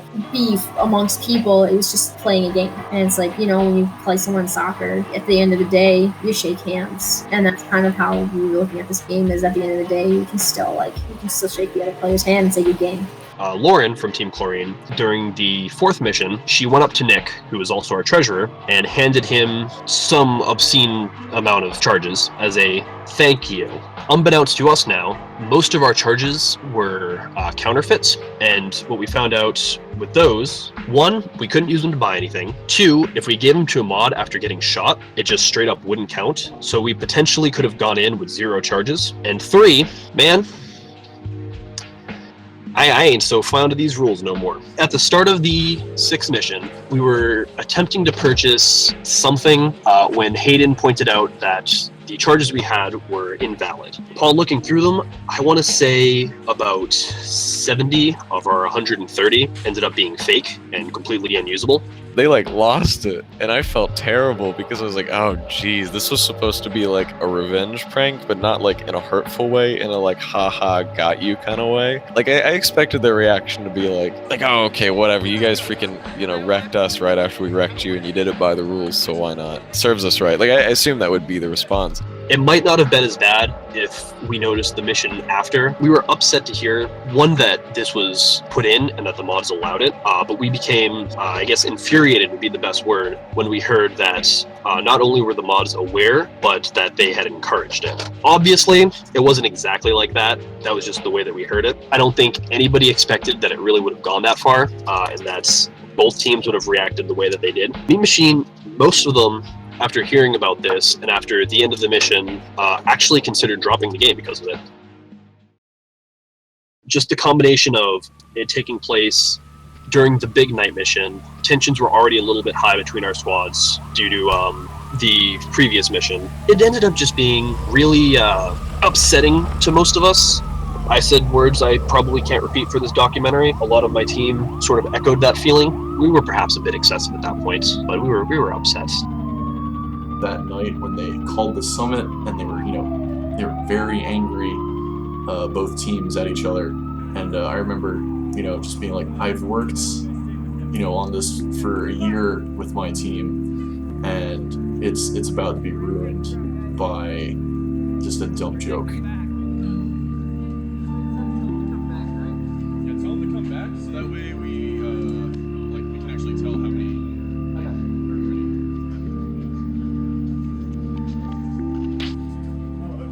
One more thing. What is it? We've recently purchased our own facilities near TRI, and have equipment there that would be ready to hand out to the response teams, if they got there. But... the Zealots will have access to that too. Absolutely. Let's make sure they don't. Shot Austin when he was like pulling up the second pair of them. Okay. That's cool. Dan killed me while I was talking to him as a moderator, so that was weird, but here. We didn't. Demon told me to start at 8:50. That's Realize that, dude. Next time you like check if we're actually ready first. whatever. Have my team up. You just spawning? What else? You want to go stand in the fucking courtyard, Dude. What is this? You want to go stand in the courtyard like a broken ass fucking robot for 2 hours? Dude, cool it down. It's alright. I'm like actually mad. What? Actually mad. What? I can tell you need to sleep. Is this his way to like sneak in some extra sleep? I think so. I think this is the strat. I've been making Demon all weekend, so now It's a good strat. Sleep. Fucking kill Austin! Be careful! Austin is up top! This isn't fun anymore. I'm just done. You look serious. We're doing in the slippery slope. Point is, look, I'm perfectly fine. It's happened. It's a game. We've also been hearing a lot of stuff about outside. Like a lot. That's pretty important. I'm not gonna fight it. I don't want to be associated with it. Sorry? No. I tried. Did he just like quit the game? What are they gonna do? Oh boy, that counterfeit stuff. All of this hubris I had, all of this idea of like this is going to be a great big thing that everybody's going to love and everybody's going to enjoy, like that's kind of when it all came crashing down for me.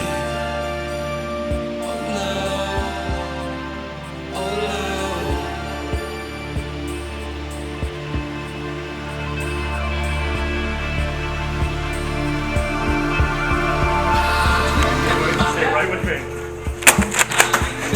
Oh, ready? Ready? One step at a time. Ready? 3, 2, 1. Oh! Stop it. Now we're doing it. 3, 2, 1. Dude, I'm moderating. I can't not! He's so big!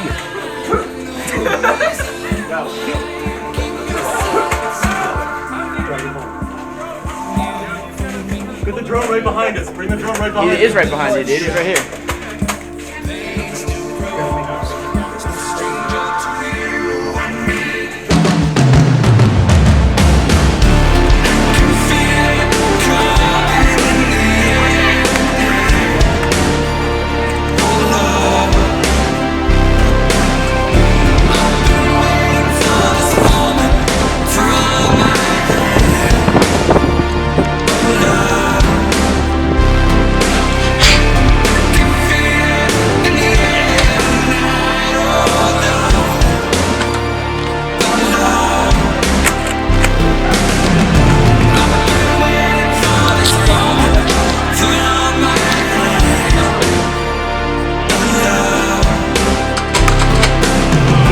Where's the scannable thing? Is it in the middle?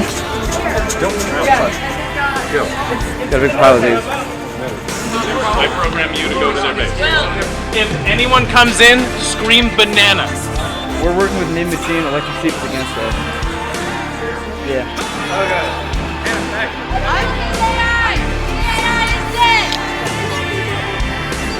Oh, right, sorry.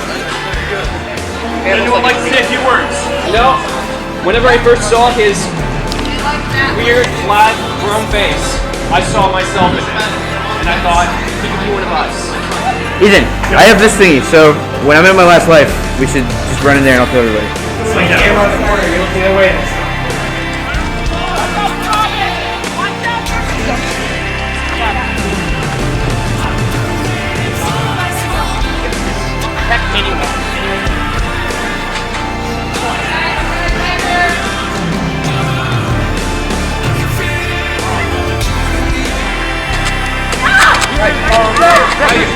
He's invincible. He's invincible. He's 20 seconds.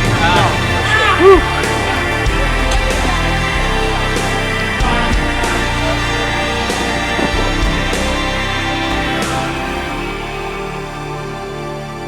What ended up really keeping us there was a freshman member, Jay Blasco. Jay was the only one who we didn't really know before this. He just sort of showed up, asked if he could be on the team, and he seemed like a nice enough guy that I couldn't say no. After all this had happened, I was sitting there with Luke, Wyatt, and Carmichael. All of us were really upset, talking about, like, they did this, I can't believe they would allow this, screw this, we're done, we're out. And as soon as Jay heard this, it crushed the dude. He was really excited to be a part of this team. He was really upset. He joined this because he wanted to have a good time, and he didn't want to get sucked into all this drama. And it didn't totally click with me until he started saying that. Right after that, I walked straight up to the Electric Sheeps and just told them I didn't have time for any of their garbage and needed to talk to Roman. We needed to talk the second this mission ended. One of the mods came up and said that they wanted us to attend their mod meeting and sort of talk this out. It was tense, boy. Like, you're figuring, like, we had people there who were involved in it, the people on both sides who, like, planned it out. And it was a very much, like, let's talk about our feelings. More than anything, I think it was just a misunderstanding between a few members on each team that ended up just blowing up to encompass all of them. As far as Roman and I went, there were no hard feelings. That's not to say there weren't between other people. Actually, I think only like 3 of them really were salty in the end. I think that a lot of that team held me accountable for what happened, which hurt because the leader of that team was the guy who ran HVZ that year and basically like my right-hand man, Ethan, during HVZ 2015. So I kind of took it personally that they were angry at me. I only came in at the very end, and I was just very worried that it was going to be kind of situation of like, this was all just a big ego trip for you. That's not what I ever wanted Demon to be for anybody. The important part is, though, the teams had reconciled enough. I made a Civil War Photoshop image that I posted on the Demon page to show that there was truly no bad blood between us. This scenario that we'd provided with ultimate freedom did come with consequences, right? We're giving people the ability to do what they want, and sometimes people want to do something that's kind of dickish, you know? It's not exactly Mr. Nice Guy, but everybody's playing by our loose rule set. And, you know, feelings can get hurt, but I mean, everything got kind of mended in that scenario. Like, everything eventually turned out fine. But it was funny just to see, like, wow, this is what happens when you, like, push the absolute limits of, like, this RPG, like, roleplay where you can be a character in your own world and you can, like, spend and exchange money in this, like, weird free market that we've made and do all these sneaky things. And it was a weird testament to both just how salty we can get, but also how creative players can be. But what was also cool is that became, like, this, like, legendary moment. Like, at least among players, from what I've seen, like, people are like not so much like pissed about what happened, but more kind of in awe that it did happen. They destroyed the rest of the fake charges. We got rid of all of ours and agreed to just start over.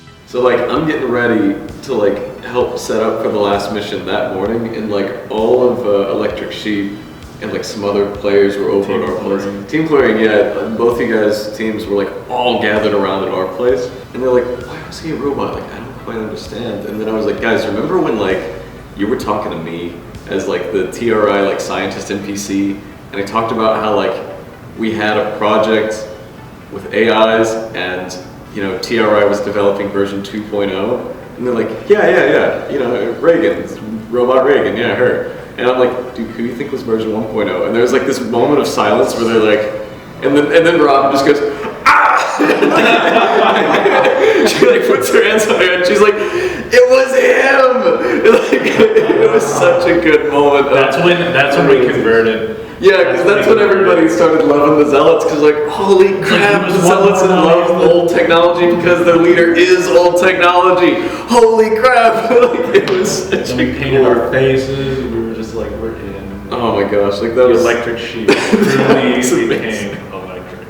And so what was supposed to happen the next day was the Zealots have a funeral for him. You're supposed to infiltrate this party, which was awake, and they were supposed to give these speeches about like, oh, you know, the Zealots are going to do this, the Zealots are going to do that. And while you were there, you're supposed to dig around and discover that like the Zealot leader wasn't destroyed, and it showed that like the Zealot consciousness had been uploaded to a computer somewhere. So then the mission after that was all of the teams, rather than fighting one another, were supposed to come together as a collaborative search party and be like, look, this is a greater threat than any of us could have imagined, and it's going to threaten the whole city. Let's work together, put aside our differences, and search for this AI so that we can either destroy it or do something that prevents it from destroying the town.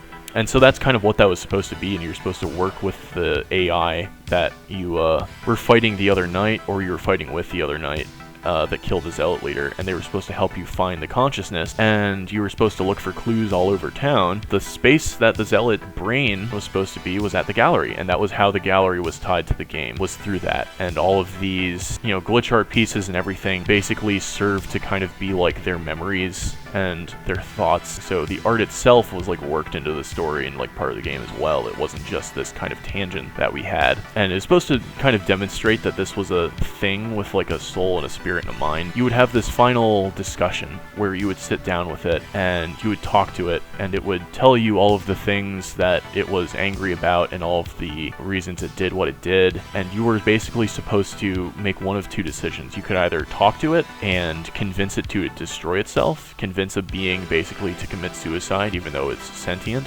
and it has, you know, thoughts and feelings and ideas. And that's kind of like the bad ending. And then the good ending was basically talking to it and convincing it to instead merge with the AI character that had led you to the gallery in the first place. And it was like the way forward of like unity and growth and taking Cyberpunk, and instead of having a cynical, sad outlook on life, giving it the positive spin that I think like Ghost in the Shell and Blade Runner both had. By hearing some of the feedback our players got, we realized that they really enjoyed the combat and they were excited to see where it was going to lead in the next day, which put us in an interesting position because we knew that the next day was going to be not combat heavy, and so we just kind of made a decision to appeal to our players and design a mission that would be fun for them as well as would resolve the story that we wanted to tell. The night before, we had to come up with a new mission from scratch at the location that we had reserved previously.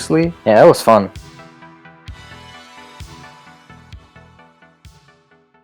Scan the target that's on the server, and you'll get a code. Tell me the code, and I can go and shut him down, and he's done.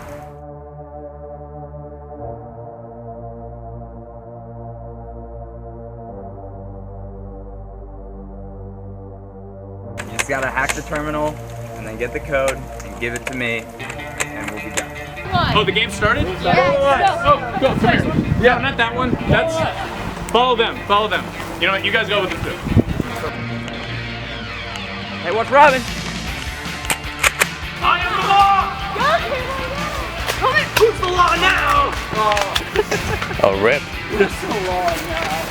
Alright, boys. Don't be gone too long. I don't got some guard today, but I don't know. Make sure you watch these scrubs over here. They're coming back in. You dead? Roman, they're attacking! Drone advance.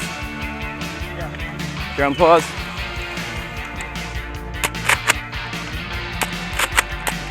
That's one. Mega dart. I'm an easy bribe if you want time. You're not the big I'll keep that in mind. Thank you. Said we could pay him off really easily.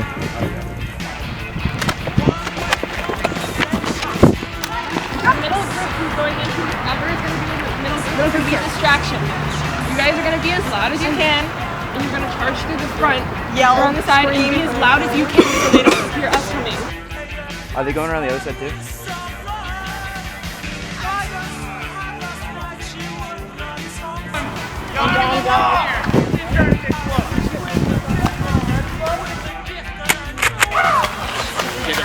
Oh shit! Where you at? Where you at? Okay, we might need a bigger hit spot. We might need more people around it. Maybe all of them are here. Hit him again as hard as you just did. Hey, like, a decent plan now is better than like a really hashed out plan later. So split in half, come this way and this way. Let's go. Come on, let's go. No more good idea fairies, let's just fucking kill him. Oh god. Round two, Thank you. round two, round two. Turn. Go. Oh! Electric sheep! I am the law!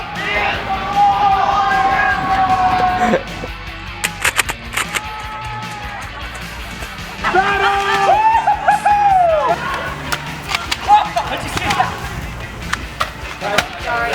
Watch it, watch it.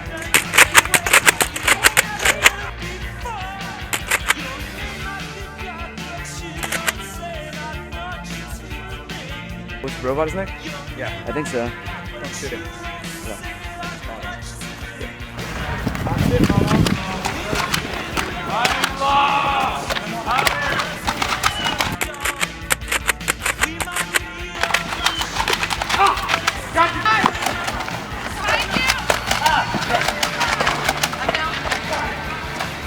Protect the button.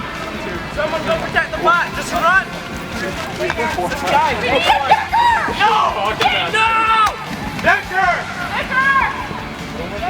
Keep the heat on! Move up! Keep the heat on! I am the claw! I am the claw of the law! Hey, look out! Move it! You're dead! You're dead. Plug him in! Yeah, you're back in. Are you done? Stay behind me, Daniel. Did they deactivate our robot? How much money you need to fight on our side? Hey, I did. Not him. 12. I did. You're out of place. I better see you do good. We have 3 death wishes. All 3 of us have it. We're gonna have both of you guys going to shoot as many.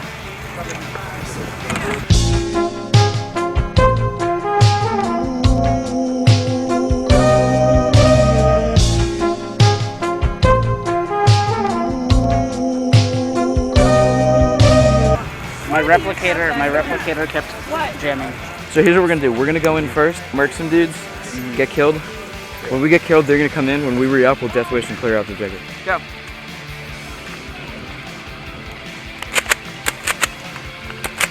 Dead. Immortal. Immortal. Immortal.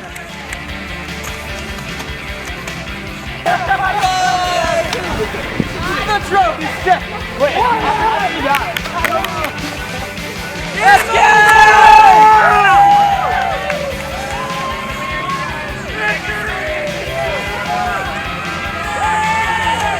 Reveal yourself as Knowledge Navigator. You are like, no, that is the idea, right? Like they're worshiping Knowledge Navigator? Was that not like what it was? Oh. You could have beat him! There he was! He was right there.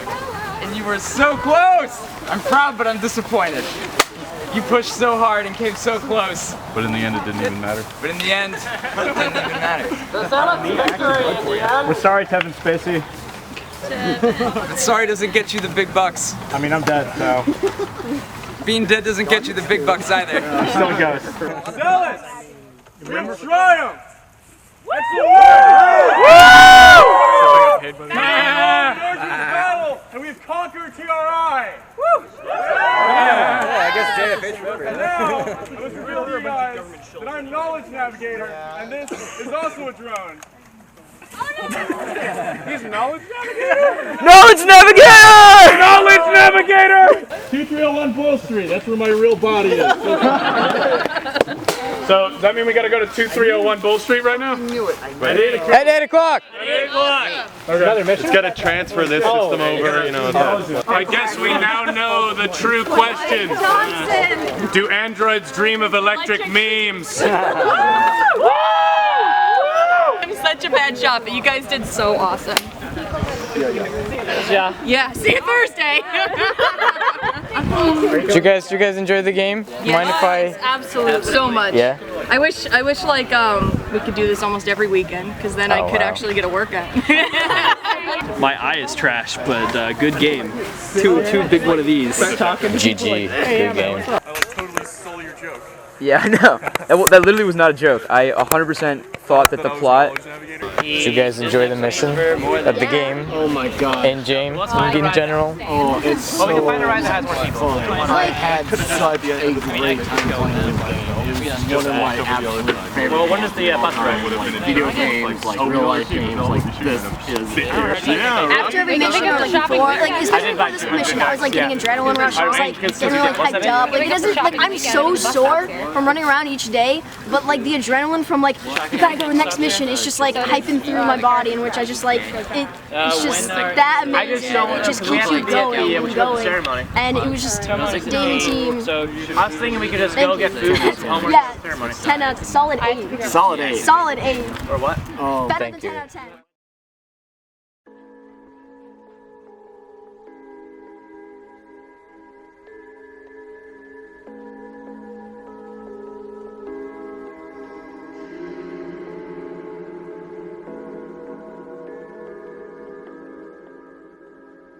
So, the gallery show. Initially, Demon was much more heavily tied to the art aspect of the game. The idea was that players would submit their own art, and we, the team, would submit art, and others from the glitch art community would submit art to show in the game. We would take that art and incorporate it into the game as collectibles that players would pick up over the course of Demon. Then at the end of Demon, they would take the art they collected and bring it to the gallery. In essence, players would be creating the gallery show based on how they play the game. There are a couple issues with this. First, we would have had to build a persistent file system for players to carry the art with them and figure out how to assemble all of that together at the gallery in a way that wasn't cumbersome or messy. Secondly, the art's context and meaning would change, and not necessarily for the better. Instead of the piece having its own meaning, it would be remembered as a thing that was fought for, or a thing that was lost, or taken by another team, which could potentially completely alter or cheapen the original intent. Besides that, we were also a bit uncomfortable with using other people's work that way. Finally, the gallery show was going to involve an encounter with the Zealot Leader AI. The relation to the pieces and the Zealot Leader was already a bit tenuous, but with how the ending of the game changed based on tone, the connection between the two officially was severed. That being said, it served as a great bookend for the game and a way of winding things down. Calling for entries was a surprising thing for me and John. We had never organized anything like this before, or of this magnitude. We had approximately 100 entries or so, after posting on new media and glitch artist groups on Facebook, Reddit, and also reaching out to various friends and putting out an open call for art on our posters at SCAD. We were initially pretty shocked by just how many people submitted. Initially, it was a small amount, and then it turned into a flood of entries. We were really taken aback by the quality of what was sent to us, and with our limited resources, we really tried our best to do it justice. In the end, the setup was actually kind of sparse in appearance, but it also meant we could fit a lot of people into the gallery. While Dima, Zach, Ty, Kamran, and Reagan were all making Mission 7 happen with the players, my brother Ben, who had driven up from Florida to help out, Oren, and John were all up early and scrambling to put together the gallery that morning. And then once things started lining up, it was like, yeah, okay, this is interesting. We have all these different setups, they're playing all these different things that are, you know, all that John tirelessly kind of put together and were able to present. And once it did come together and it was basically opening time, it looked really nice, and everything had its own space, and like it really, like, I mean, we could imagine it as, you know, as like a hall in some museum in New York and whatnot, but for what it is and what we had, it all worked, and that's all it really needed to be. And surprisingly, for a one-night show at an indie gallery in Savannah, Georgia, Sulphur Studios, we actually crammed in like 40 or 50 people into there, which was definitely a success. We had all kinds of people in there, from random people off the street that had never seen this kind of art before, to players who were totally unaware of our artistic influences, to friends of ours that hadn't got to play Demon, but still wanted to support us. It was nice to have that time immediately after to sort of talk to everybody from the game, the devs, other players, and talk about it in a more relaxed environment. You just got to interact with all these people as people. It was just cool because it was a time for everybody to come together after all, like, because we had a bit of drama, we've had a bit of stress, like, it was cool to come together and be like, by the way, like, this is the art that, like, is the soul of what we're doing. Here's what inspires us, and hopefully what will inspire you now that you've had a taste of, like, the thing that we've made because of it. And so the gallery was super chill. It was really nice to have everybody come together, and suddenly, like, rivalries are kind of diffused, and everybody feels like they've experienced a cohesive story and just experienced some art together. We're all art students. We love that kind of thing.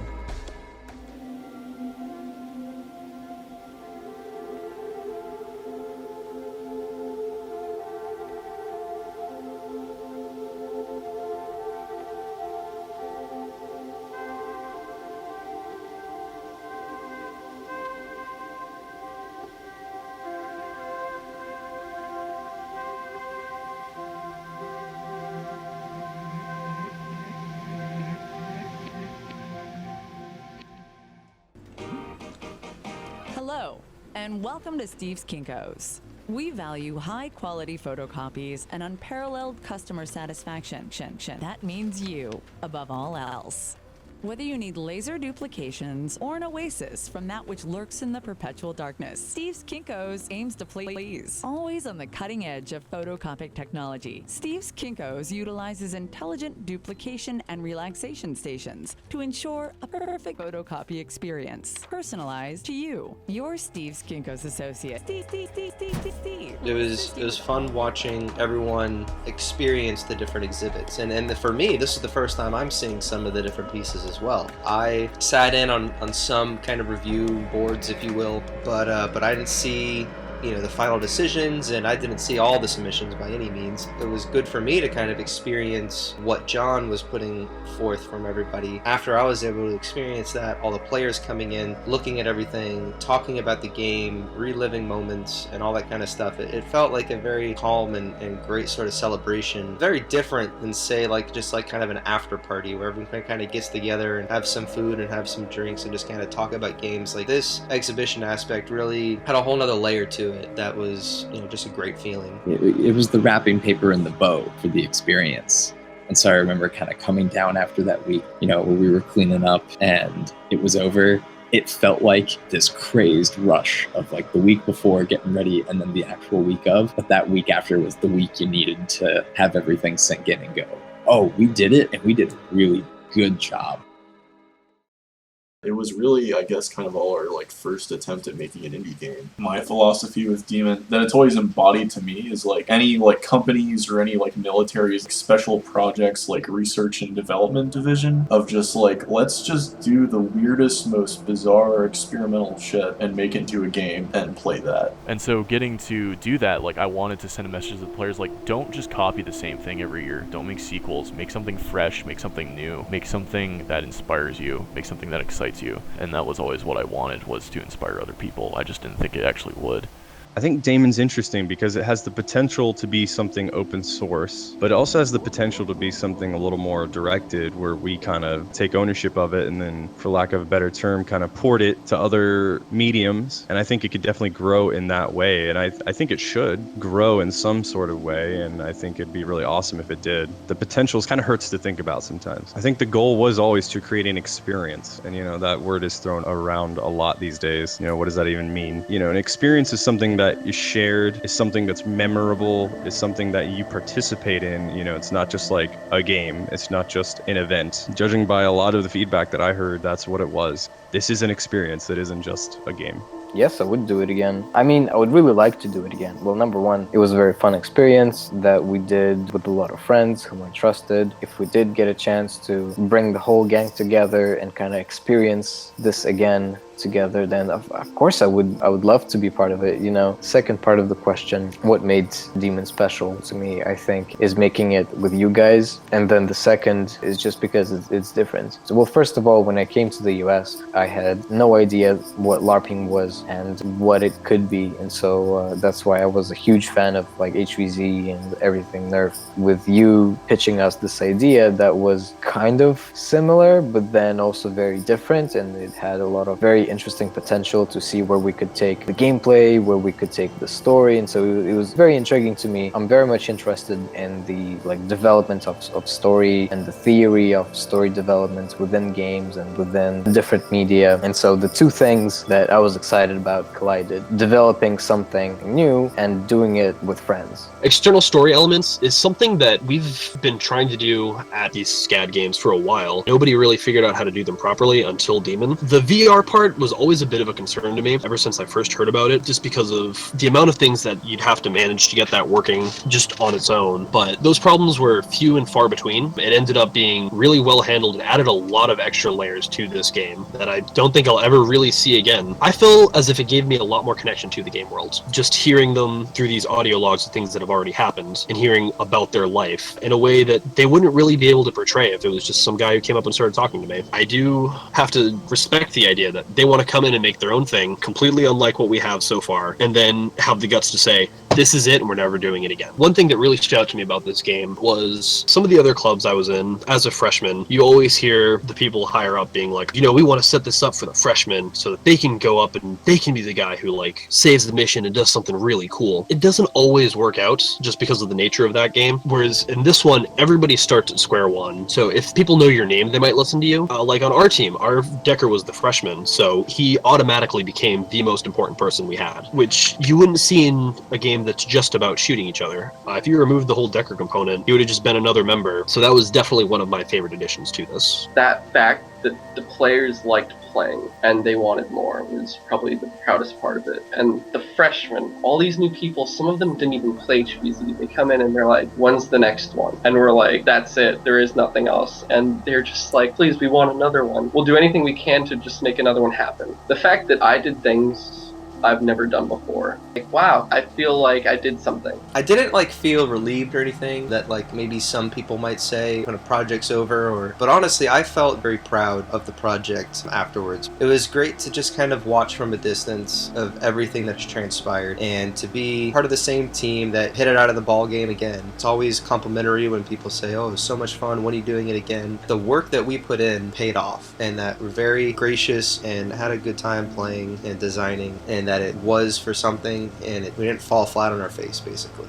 I guess I'll just thank the team, and that, it was a fun ride. I wish I could contribute more and provide more resources that I was able to, but I think at the end of the day, we really pushed and delivered everything that we could have. I think what this game's become is definitely more than I thought it was going to be, and kind of the impact that it's left behind is greater than I anticipated, and I think that's just a testament to the team that we put together and continue to work with. If we didn't do a demon type game again, I would probably hands down do a person versus person blaster gun game, I guess is what we would call it. But also I think that kind of goes to having the conversation, because I don't necessarily want to put on a second game for the sake of having the second game. If we, run into problems or something that's just not working, or maybe the game has a certain roof that it can only go to and we can't build any higher, then maybe we shouldn't have a second game. But I definitely would be there for the conversation. I was really sad that I wasn't there. I remember I was already working on my new job, and you were putting out the videos. I remember watching them in my office during my lunch break. I was